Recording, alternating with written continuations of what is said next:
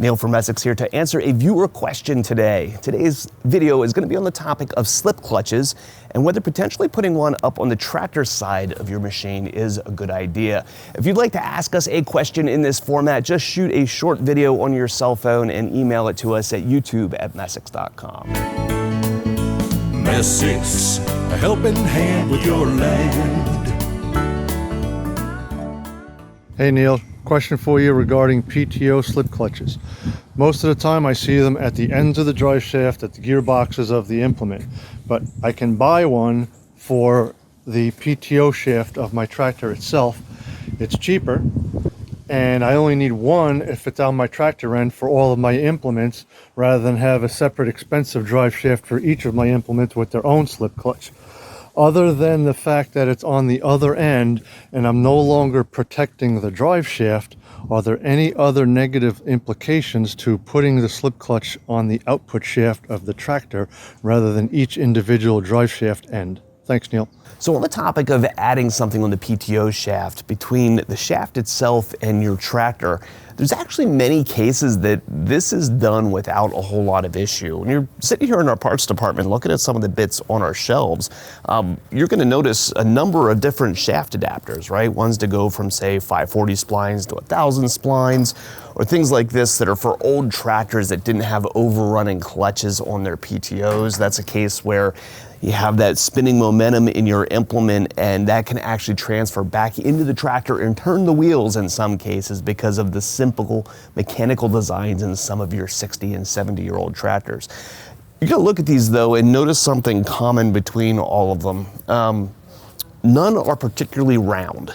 And the first concern that I would have about the idea of putting a slip clutch on the back of your tractor that's going to work with all of your implements behind it is the size of that slip clutch.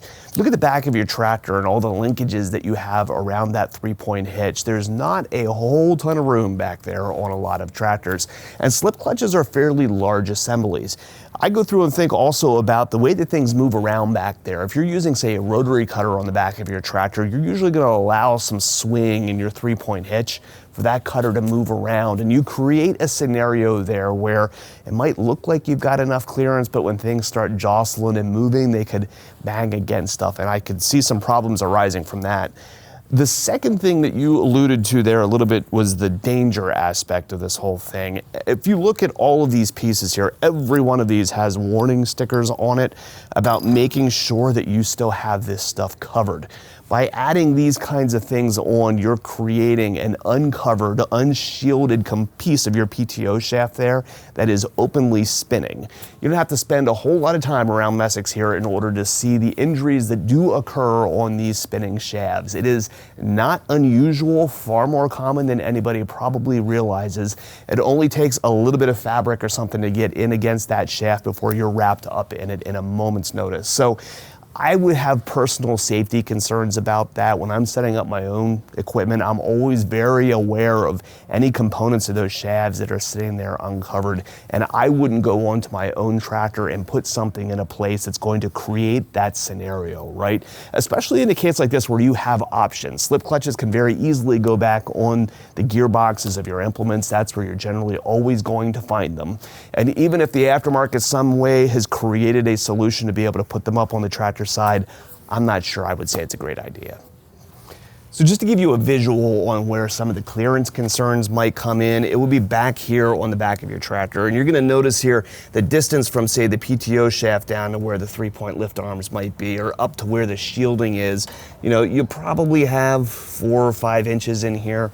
And if the part is kept away from the tractor a little bit, there's a good chance you might be able to get it in there. But again, when I go through and I look at, say, all the moving linkages and stuff back here, it just makes me a little uncomfortable.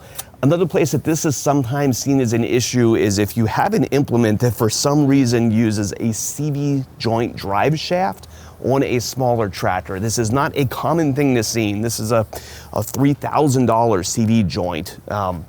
They're liked on some implements because they can run at extreme angles without chatter, but it is something that you tend to see on high horsepower tractors. And when that kind of joint is brought down into a machine like this, you sometimes will run into clearance concerns. The solution to that often is to add the kinds of adapters here that we were showing in order to move that joint backwards. So there are ways to work around it, but again, I go back to the safety side now, saying that we're adding inches of uncovered shaft back in there, which is something that would make me a little bit uncomfortable personally. So if you're shopping for a piece of equipment, if we can help, if you have parts needs for your implements, you're looking for parts for your slip clutches or whatever, we're glad to help. We can pull up all of your implements in the computer and be able to find the proper pieces for your machine. You can give us a call at Messick's. We're available at 800-222-3373 or look us up at Messick's.com.